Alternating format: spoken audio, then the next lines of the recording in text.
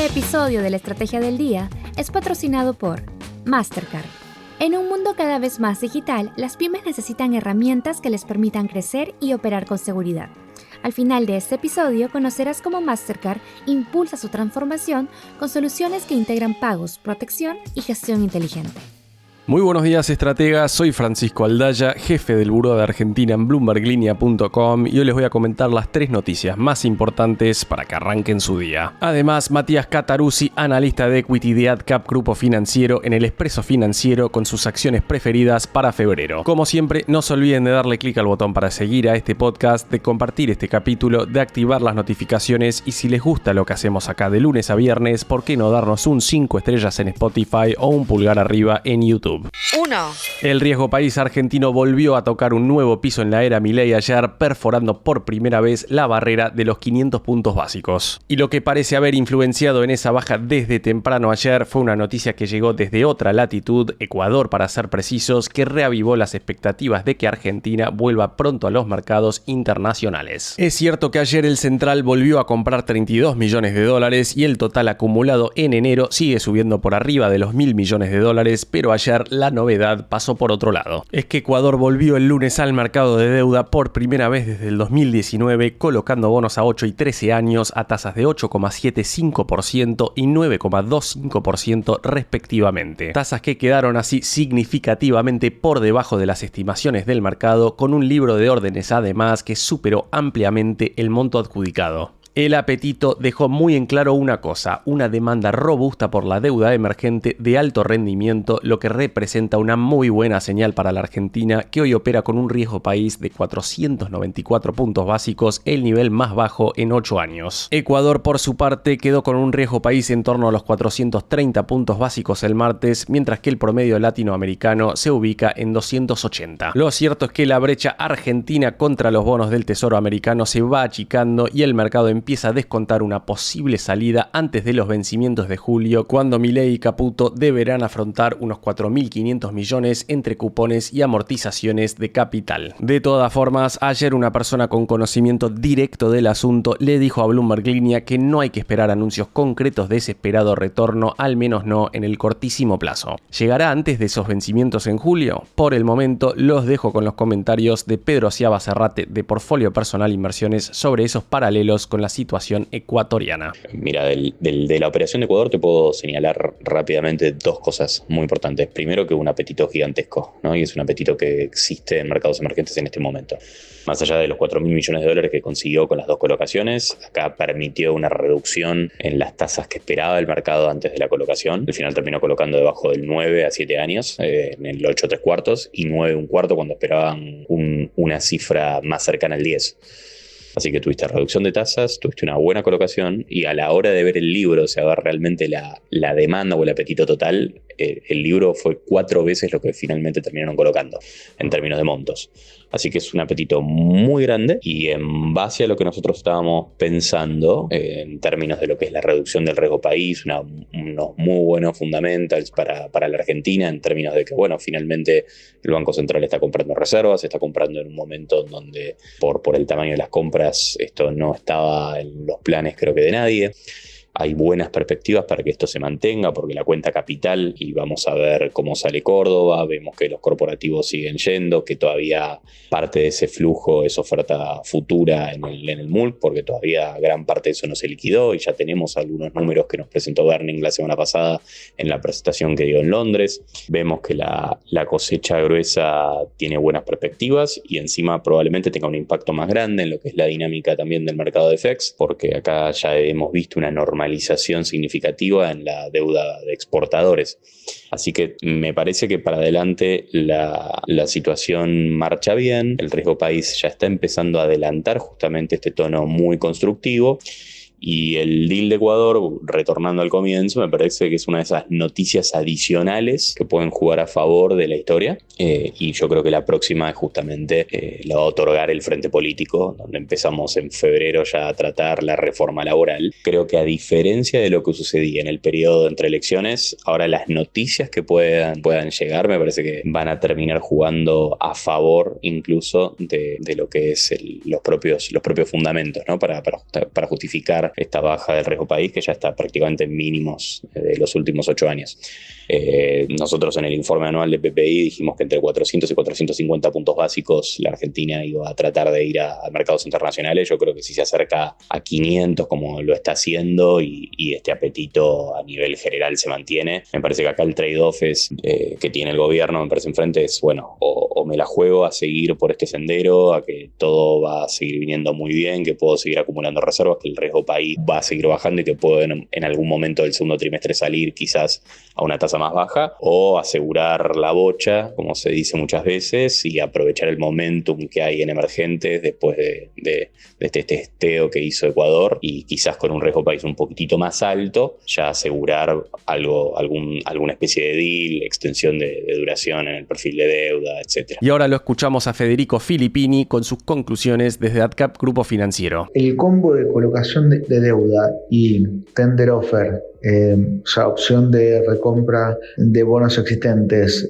por el gobierno de Perú, ha sido un ejercicio muy exitoso, y asimismo representa un ejemplo muy positivo para lo que podría ser un evento análogo que implementara el gobierno argentino. Alrededor de la fecha del anuncio, el riesgo país siguió comprimiendo, y con este canje el gobierno lo que hace es mejorar sustancialmente el perfil de vencimientos, dado que reemplaza gran parte del market value de los bonos cortos por nuevos bonos más largos y con mejor horizonte. Esto se da en un evento en el cual hay bastantes factores globales que están beneficiando la operación. En particular, según registran los bancos internacionales, el flujo de dinero a fondos emergentes, en particular fondos de renta fija, está siendo muy importante, incluso muy superior a los registros del año pasado. Asimismo que Ecuador ahora enfrenta un horizonte sin incertidumbre política mucho más largo que lo que enfrentan muchos otros gobiernos, donde las elecciones fueron alrededor de abril del 2025.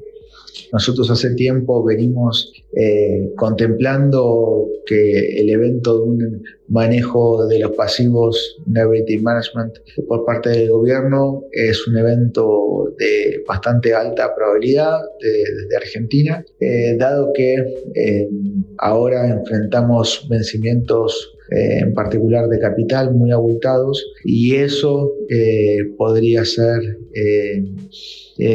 los inversores podrían estar muy incentivados en hacer un reemplazo de deuda, en particular si la deuda tiene características más estándares. ¿Qué quiero decir esto? Un copón más normalizado y un calendario de pago de capital también más estandarizado. Ahora bien, creo que el gobierno también está contemplando que la dinámica o la tendencia de las últimas semanas es una tendencia muy positiva, en particular en lo que respecta a la mejora de fundamentals, a la acumulación de reservas internacionales, y que esto se podría acelerar alrededor del segundo trimestre, cuando venga la cosecha gruesa y estacionalmente el Banco Central tenga una mayor capacidad de comprar reservas. En ese escenario, seguramente el riesgo país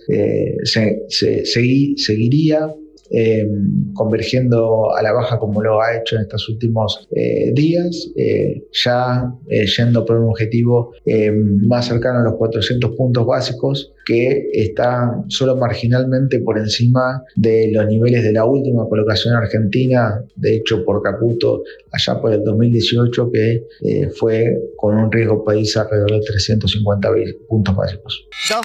El Ministerio de Economía enfrentará hoy su última licitación de enero, con el objetivo de refinanciar vencimientos de deuda en pesos por unos 9,4 billones de pesos. Lo hará con poca expectativa de que dé punto anchor, es decir, de que renueve por debajo del 100%, teniendo en cuenta que el dólar empezó a repuntar levemente en los últimos días y que también la tasa de caución bajó bastante. Dicho esto, el Tesoro también llega con solo 2,3 billones de pesos depositados en el Banco Central, el nivel más bajo desde mayo del 2024, por lo que de por sí parece probable que busque un roll rollover elevado. Eso más allá de que tengan más pesos depositados en los bancos comerciales. Para renovar estos vencimientos ofrece un menú amplio, LECAPs a marzo, julio y noviembre, una BONCAP a enero del 2027, una letra TAMAR, 4 bonos SER con vencimientos entre julio de este año y junio de 2028 y una letra Dollar Linked a abril. Así las cosas, el mercado mirará de cerca no solo el nivel de rollover ante una demanda en pesos que estacionalmente empezará a ceder, sino también las tasas que convalide el Tesoro y qué tipo de activos serán los más demandados. Desde Facimex Valores, en tanto, son optimistas y consideran que el Tesoro no tendrá problemas para refinanciar la totalidad de los vencimientos, destacando que cerca del 40% está en poder del FGS y el Banco Nación, lo que quita presión a la operación.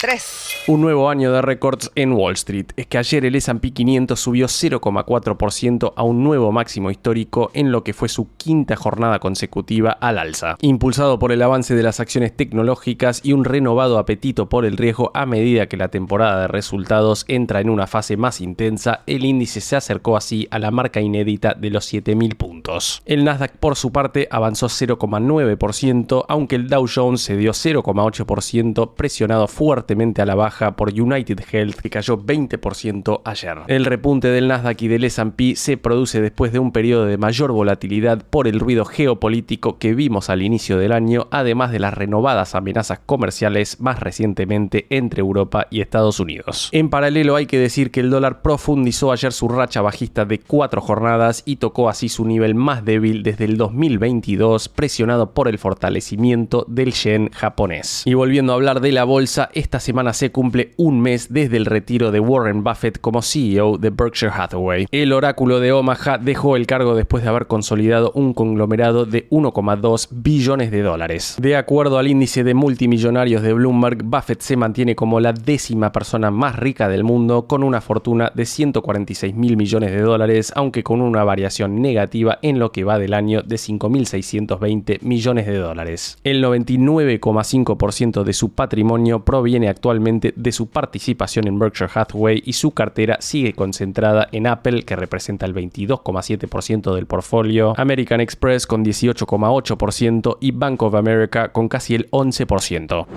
Antes de pasar al expreso financiero, veamos rápidamente cómo cerraron los mercados ayer. El S&P Merval cerró 3,6% arriba, fue una jornada bien verde para las acciones argentinas en Wall Street, con subas de hasta 10,2% para Cresud y caídas de hasta 0,4% para Globant. Los bonos en dólares operaron con subas de hasta 1,3%, el dólar blue cerró en 1.490 pesos, el MEP en 1.467 y el contado con liqui en 1.509. El dólar mayorista por su parte quedó en 1.442,50 y el minorista en 1.465. En cuanto a las tasas, la LECAP a febrero quedó en 36% y la caución a un día en 22%. El riesgo país, como les mencionaba, en un nuevo mínimo de la era Milei de 496 puntos. Mencionarles por último que ayer salió a colocar 800 millones de dólares a una tasa del 8,6% la provincia de Córdoba. Expreso financiero. Y ahora conversamos con Matías Cataruzzi, analista de equity de AdCap, con sus acciones preferidas para febrero en el expreso financiero. También le pregunté qué papeles le gustan en Estados Unidos y, volviendo a la Argentina, si piensa que los bancos están sobrevaluados en sus precios actuales. Lo escuchamos.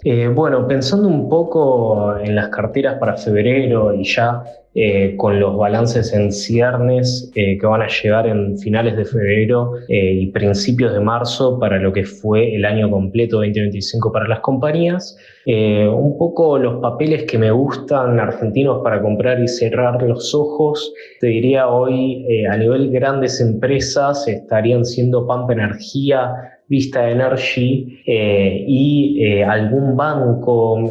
Hoy de todos los bancos te diría que BBVA puede llegar a ser el mejor en 2026.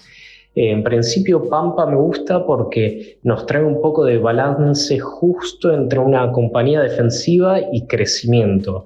Tenés la parte de generación eléctrica que después de la desregulación del mercado eléctrico podría aumentar su EBITDA en casi un 20% el segmento.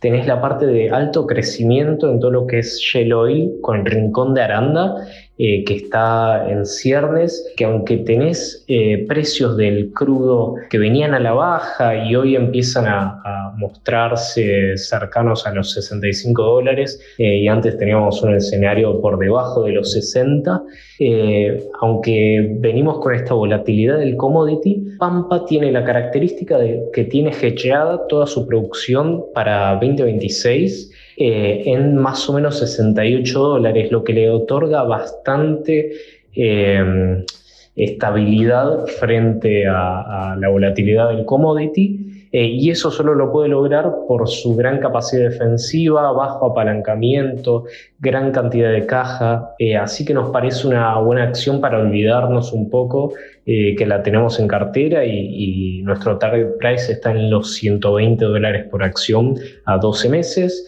Después Vista Energy nos parece, para sumar un poco más de agresividad y riesgo, que es una empresa growth. Nuestro target price está en $84. Después de la adquisición de La Amarga Chica, amplió fuertemente su cartera y hoy está muy enfocada en todo lo que es la sostenibilidad de sus ingresos futuros y su flujo de caja futuro positivo para empezar a distribuir un poco más al inversor, ¿no? Entonces ya con esta adquisición y una morigeración del crecimiento ese que venía teniendo explosivo en los primeros años, estamos viendo una transición hacia una historia más de crecimiento sustentable, con free cash flow positivo en 2026, con un crudo en $65, ciertamente lo vamos a ver positivo el free cash flow durante 2026, pero nosotros esperamos un crudo entre los 60, 55 o $65 a lo largo de 2026, con mucha volatilidad, ¿no? Por eso Pampa capaz era nuestra elección principal. Y dentro de los bancos, creemos que los fundamentals del sector, al menos desde la parte de Equity Research, no vienen acompañando a lo que al menos el año pasado se esperaba para 2025, y dependen exclusivamente de las decisiones que tome el gobierno en torno a la liquidez que haya en el sistema.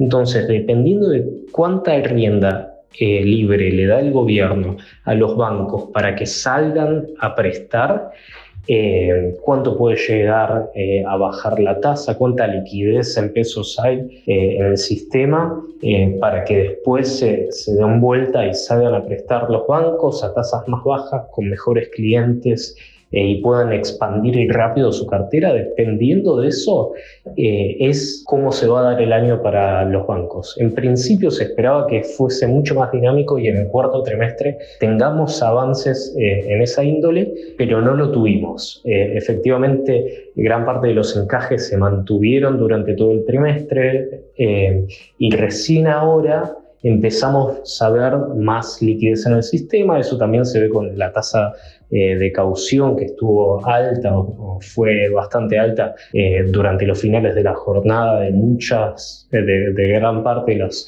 últimas jornadas. Así que en general es un sector que vemos con fundamentals un poco menos sólidos desde el lado regulatorio, con más presencia, digamos, del gobierno para este sector. Entonces creemos que puede llegar a florecer, pero más por baja de riesgo país que por mejora de los fundamentals para el sector.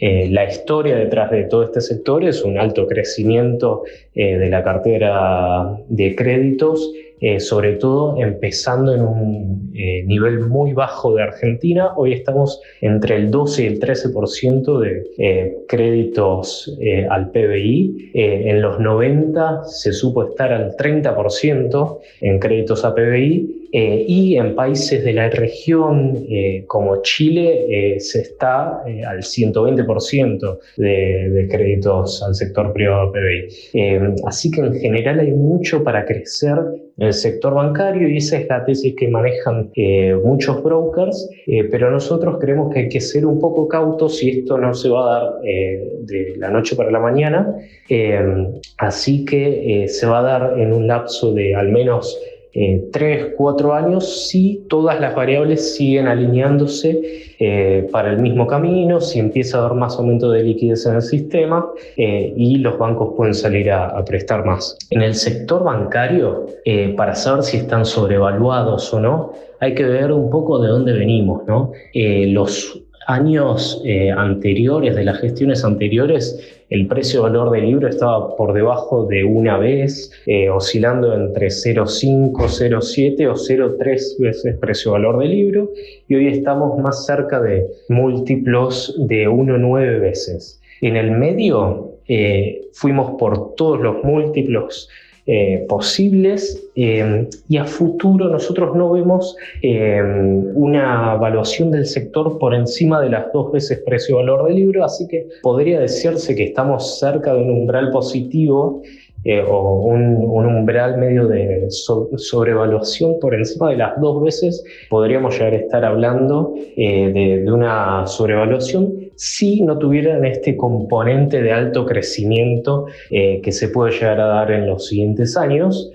Para darte un ejemplo, en Chile están cerca de 3 veces precio-valor del libro los bancos. Es un sector mucho más dinámico, con más crecimiento y mucho más volumen. Así que hay fuertes diferencias con otros bancos de la región, pero sí esperamos que vayamos para este camino, quizás no de una, pero es nuestro objetivo principal, ¿no? Para darte un poco de ejemplo, lo que era el crédito al sector privado antes del cambio de gestión, toda la cartera de los bancos estaba más destinada a todo lo que es préstamos al sector público, compra de títulos públicos, etc. Y estaba el crédito al sector privado en torno al 4 o 5% del PBI y hoy estamos en torno al 13% del PBI. Así que hubo un fuerte crecimiento en la cartera de préstamos, pero esto tiene que seguir creciendo más. Bueno, dentro de lo que es hoy el equity norteamericano, te diría que hay algunos valores de burbuja, sobre todo lo que es tecnología, cloud, AI, cosas que si bien hoy generan algo de caja y tienen free cash flows altos en todo lo que es tecnológicas, hay muchas tesis de evaluación que incorporan grandes crecimientos en producción de AI y todavía no hay tantos líderes o ganadores claros ni usos tan definidos.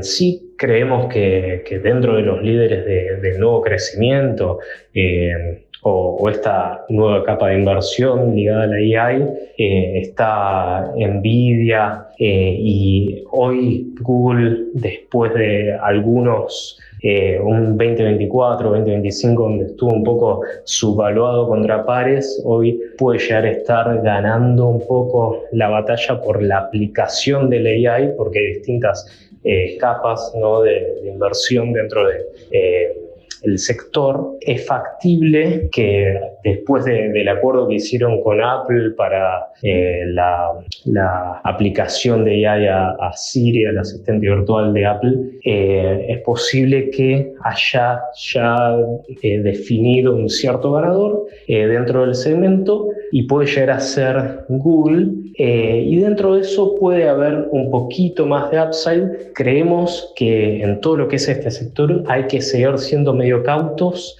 En general no recomendamos entrar en sectores tan en burbuja, pero hay empresas como Google que tienen free cash flow por fuera de todo lo que es esta posibilidad de crecimiento muy alto, y eso sostiene fuertemente las valuaciones. Creemos que pueden tener algo de valor por este crecimiento potencial, y en caso de que esta burbuja pueda llegar a explotar, siguen teniendo su capacidad de generar ingresos por fuera de este crecimiento exponencial. Después, sumando un poco la tesis de AI, para poder producir esta, digamos, capacidad de cómputo astronómica que se espera para los siguientes años, es importante todo lo que es infraestructura, energía. Va a haber algo de reshoring, de inversiones en Estados Unidos, etc. Y ahí capaz empresas como Honeywell o industriales más conocidos que suelen tener valuaciones medio bajas o con múltiplos más bajos y estables en el tiempo, puede llegar a ser que sean buenos instrumentos de inversión, no yendo a algo que ya tuvo, digamos, su pico o tuvo una aceleración de su valuación muy importante en el último tiempo, como puede ser alguna compañía de semiconductores, etc. Sí, un poco más sobre los bancos. Por el lado negativo es cierto que la morosidad viene subiendo y lo que antes esperábamos que fuese un pico de morosidad por julio 2025, después fue octubre y ahora se espera que llegue más o menos por febrero o marzo el pico de la morosidad y la estabilización de los non-performing loans o la cartera irregular de los bancos. Si bien eso afecta bastante los balances, eso nos muestra claramente que lo que está pasando en el fondo es una imposibilidad para generar crédito nuevo, la tasa sigue medio alta y la transición del modelo más apoyado en el sector público hacia una banca que vive del crédito privado empieza a resquebrajarse un poco, pero es un proceso que a medida que se vaya liberando la liquidez en el sistema va a empezar a solucionarse con reducciones de tasas, con disminución del costo de fondeo que le va a permitir a los bancos prestar cada vez a una tasa menor, aumentar fuertemente su volumen de préstamos y así tener mejores clientes y a los anteriores poder otorgarles una mejor tasa para refinanciar sus préstamos, etc. y entrar medio en un círculo virtuoso que se espera que pueda suceder para 2026. Igualmente, nuestro escenario inicial para los bancos es más de un año de transición. No esperamos que este círculo virtuoso empiece a hacer efecto muy temprano, pero sí nos parece que una disminución del riesgo país, aumento de las reservas por parte del central y mejoras en todo lo que son índices macro para el gobierno va a afectar directamente a todo lo que es el sector bancario y cualquier noticia positiva puede llegar a ser que aumenten bastante estas valuaciones, así que sin tanto fundamental que las respalde. Así que puede llegar a ser que estos múltiplos que vemos en 1,9 veces para los bancos vayan subiendo o se acerquen quizás a los múltiplos de 2-5 veces que vimos en máximos de enero, diciembre 2025, diciembre 2024 y los máximos que se vieron durante los años de Macri, que ajustados por inflación deberían ser cercanos a esos números. Pero bueno, a nosotros no nos gusta comprar caros, así que seguimos más overweight en todo lo que es utilities y oil and gas. La frase del día. Antes de irnos, escuchemos lo que escribió ayer Javier Milei en X, recalentando la polémica con Techint por la licitación del gasoducto de Southern Energy. Desenmascarando operadores, aquí tenemos a Carboncito que sale en defensa de Don Chatarrín de los tubitos caros. ¡Viva la libertad, carajo! Chatarrín, una chicana al presidente de Techint, Paolo Roca, en medio de la tensión por esa licitación que comentábamos en el podcast esta semana. Y Carboncito, una referencia también en formato de chicana a la periodista de La Nación, Sofía Diamante. Esto fue un nuevo capítulo de la Estrategia del Día Argentina. Yo soy Francisco Aldaya, jefe del Buró de Argentina de Bloomberg Línea y me podés seguir en X en @franaldaya. No se olviden de darle clic al botón para seguir a este podcast y a la campanita para que se enteren al instante cada vez que sale un capítulo de lunes a viernes. Espero que tengas una gran jornada productiva. Esto fue La Estrategia del Día Argentina, escrito y narrado por Francisco Aldaya. Producido por Arturo Luna y Daniel Hernández. Que tengas un día muy productivo.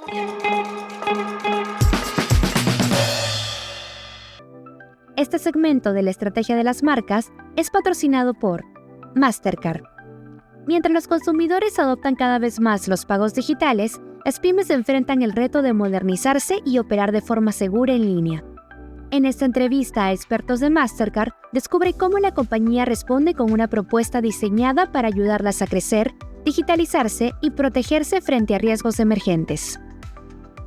Esta conversación es en inglés. Mírala con subtítulos en español ingresando al link de la descripción. ¿Cómo está reforzando Mastercard la seguridad para las pymes, desde la ciberseguridad hasta las transacciones en línea? You're right, it is a really critical issue. So we did a survey recently where we discovered that 46% of SMEs globally have been in the markets that we surveyed, which is about 20 markets globally, including Latin America. 46% had suffered a cyber attack, and of that 46%, nearly 1 in 5 was out of business a year later. Now, they might have been going out of business anyway, but still, it's a very bleak statistic. So a couple of things. We have very recently just announced that every MasterCard business credit card is going to have 2 forms of protection, My Cyber Risk and Identity Theft Protection, that come as standard for that product, which is going to provide a huge amount of protection for businesses in LAC. It's a first, we're doing it in LAC, and every MasterCard customer with a business card will have cyber protection and identity theft protection built into their MasterCard product. Escucha la entrevista completa en nuestro canal de YouTube que dejamos en el link de la descripción.